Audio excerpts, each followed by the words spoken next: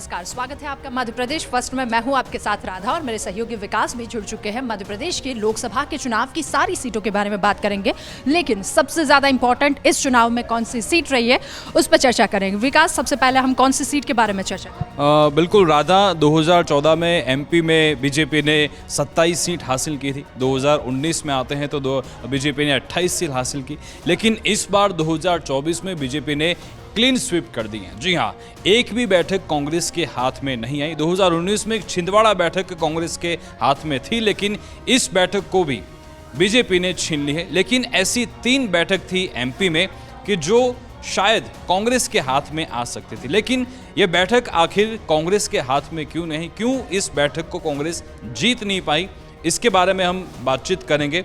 3 ऐसी सीट है, जो है मुरैना लोकसभा सीट, जहां से शिव मंगल सिंह तोमर मैदान में थे।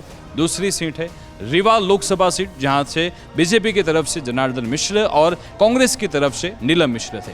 तीसरी सीट है सतना लोकसभा सीट, जहां से गणेश जी मैदान में थे और कांग्रेस की तरफ से सिद्धार्थ कुशवाहा मैदान में थे। अब सतना और रीवा बैठक और मुरैना बैठक, आखिर ये बैठक कांग्रेस क्यों हार गई और जीतने की स्थिति में होने के बावजूद भी ये बैठक क्यों कांग्रेस नहीं ले पाई? उसके पीछे बहुत बड़ा कारण ये है कि यहाँ पे बीएसपी का जो कैंडिडेट है, उन्होंने कांग्रेस का जो कैंडिडेट था उसके मत काट डाले हैं। जी हाँ, 1 लाख से ज़्यादा जो बीएसपी के कैंडिडेट हैं, उनको तीनों की 3 सीट पे यहाँ पे मत मिले थे। इसकी वजह बहुत बड़ी यही थी। सतना अगर की लोकसभा बैठक की अगर हम बात करें तो जो सिद्धार्थ कुशवाहा है वो कितने मत से हारे? यहाँ पे 85,000 मत से सिद्धार्थ कुशवाहा इस बैठक को हार गए। लेकिन जो बीएसपी के कैंडिडेट थे उनको 1 लाख वोट इस बैठक पर मिले। अगर शायद 1 लाख वोट जो कांग्रेस के कैंडिडेट है सिद्धार्थ कुशवाहा, अगर इनको ये वोट शायद मिल जाते तो ये सतना बैठक है वो कांग्रेस के हाथ में आ सकती थी। इसके बाद छिंदवाड़ा बैठक है, उसी की भी हम बात करेंगे, जहां से बंटी कुमार साहू यहाँ पे मैदान में थे बीजेपी की तरफ से, और नकुल नाथ थे जो कमलनाथ के बेटे हैं, वो मैदान में थे। यहाँ पे भी जो तीसरा पक्ष है जीजीपी, उन्होंने नकुल नाथ की बाजी बिगाड़ दी है। जी हाँ, यहाँ पे भी जो तीसरा कैंडिडेट था जीजीपी का, उनको भी 80,000 से ज़्यादा वोट मिले और नकुल नाथ यहाँ से हारे 1 लाख की लीड से। जी हाँ, 1 लाख मत शायद इधर से उधर हो जाते तो हम मान सकते हैं कि ये बैठक भी कांग्रेस के हाथ में आ सकती थी। और इसका बड़ा रीज़न ये भी है कि जो कांग्रेस का जो संगठन है उनके आपस में कोई तालमेल नहीं था। साथ में जो दिग्विजय सिंह है और कमलनाथ, इनके दोनों में भी छटपट हमने देखी थी। साथों साथ जो जीतू पटवारी है और कमलनाथ है, इन दोनों के बीच में भी कोई तालमेल नहीं था।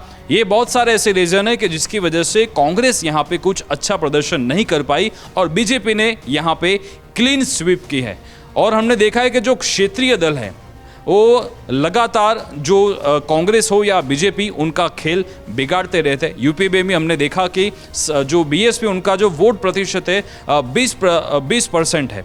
इस बार वो प्रतिशत वो थोड़ा कम लेकिन हुआ है। लेकिन हर बार जो चुनाव होते हैं उसमें जो बीएसपी है और अन्य क्षेत्रीय दल है, जो बीजेपी और कांग्रेस का जो गणित है वो बिगाड़ते, और यह एमपी में भी हमको ये देखने को मिला है। और इसको बताने की हमने इसलिए दिखाया कि शायद कांग्रेस ये बैठक जीत सकती थी। एक तो जो संगठन का तालमेल, जो बड़े नेता हैं वो भी एक दूसरे में खटपट में रहते हैं, और साथों साथ जो क्षेत्रीय दल हैं उन्होंने कांग्रेस का गणित बिगाड़ा है। अब नज़र चलो देख लिया कि ये सारे जो कैंडिडेट है वो जीत चुके हैं, सारे बीजेपी कैंडिडेट, उन पर जीत का थप्पा लग चुका है। लेकिन कौन कौन से ऐसे चेहरे हैं कि जो अभी केंद्रीय जो राजनीति है, केंद्र में जाएंगे, किनको मिनिस्ट्री मिलेगी, कौन कैबिनेट मिनिस्टर मिलेगा, कौन कैबिनेट मिनिस्टर बनेगा, उस पर भी निगाह है। तो उस पर बातचीत करेंगी राधा। बिल्कुल विकास, अगर बात की जाए तो मध्य प्रदेश की सारी सीटों की बात की जाए, 2019 में उनके पास टोटल 29 में से 28 सीट बीजेपी के पास थी और 1 सीट जो कांग्रेस के पास थी, और वो 1 सीट यानी कि छिंदवाड़ा बैठक। लेकिन इस बार बीजेपी का काफ़ी अच्छा प्रदर्शन ये सीट से रहा है और साथ में ही 2 ऐसी लोकसभा सीटों के बारे में बात की जाए जो विदिशा है और उनके उसके बाद है गुना शिवपुरी लोकसभा सीट, तो ये दोनों का प्रदर्शन इस बार काफ़ी अच्छा रहा है। शिवराज सिंह चौहान की बात की जाए तो 8 लाख के लीड से भी ज़्यादा उन्होंने यहाँ पे लोगों का प्यार पाया है।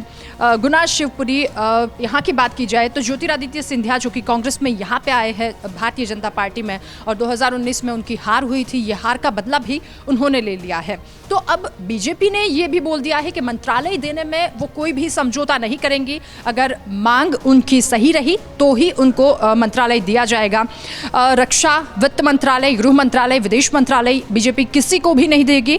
गरीब कल्याण, युवा, कृषि मंत्रालय को भी बीजेपी अपने पास रख सकती है, ये संभावनाएं हैं। अगर वाजपेयी सरकार की बात की जाए तो वाजपेयी सरकार में उद्योग, पेट्रोलियम, कानून, रक्षा, ये सारे मंत्रालय दूसरे जो उनके साथ सहयोगी दल है उनको दिया गया था। लेकिन यहाँ पे कौन से मंत्रालय दिए जाते हैं, कौन से नहीं, ये यहाँ पे सबकी निगाहें टिकी हुई है, क्योंकि जो जेडीयू और टीडीपी के द्वारा मांग किए गए हैं वो मांग के मुताबिक उनको दिए जाते हैं या नहीं, विकास, इन पे सबकी नज़र है। बिल्कुल, इनकी जो डिमांड है या फुलफिल होती है कि नहीं उस पर अभी निगाह है। लेकिन जो शिवराज सिंह चौहान है और ज्योतिरादित्य सिंधिया, ऐसा लग रहा है कि दोनों को कैबिनेट मिनिस्टर बनाया जाएगा। लेकिन दूसरे जो कैंडिडेट हैं, क्योंकि एमपी ऐसा स्टेट है राधा की जिन्होंने बीजेपी की लाज रख ली, क्योंकि बहुत सारे ऐसे स्टेट थे कि जहां पे बीजेपी अच्छा प्रदर्शन नहीं कर पाई, लेकिन यहां पे सारी की सारी सीट बीजेपी को मिल गई। तो यहां से हम मान सकते हैं कि बहुत अच्छा मंत्रालय इन यहाँ के जो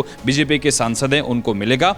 तो बीजेपी के इन दिग्गज नेताओं द्वारा इस बार बहुत अच्छा प्रदर्शन किया गया है। गुना शिवपुरी में ज्योतिरादित्य सिंधिया ने अपना अच्छा प्रदर्शन किया है, विदिशा में शिवराज सिंह चौहान ने अच्छा प्रदर्शन किया है। ओवरऑल मध्य प्रदेश ने इस बार के लोकसभा चुनाव में बहुत ही अच्छा प्रदर्शन किया है। तो देखना अब ये है कि मध्य प्रदेश में बीजेपी इन नेताओं को क्या गिफ्ट देती है। विकास, बिल्कुल, और ये वीडियो आपको कैसा लगा आप कमेंट में बताइए। आप देखते रहे MP फर्स्ट। इस तरह की और वीडियो देखने के लिए हमारे YouTube चैनल को सब्सक्राइब करें और बेल आइकन को दबाना ना भूलें। यदि आप हमारा वीडियो Facebook पर देख रहे हैं तो पेज को लाइक और फॉलो जरूर करें। हमारे अन्य सोशल मीडिया पेजेस से भी जुड़ें।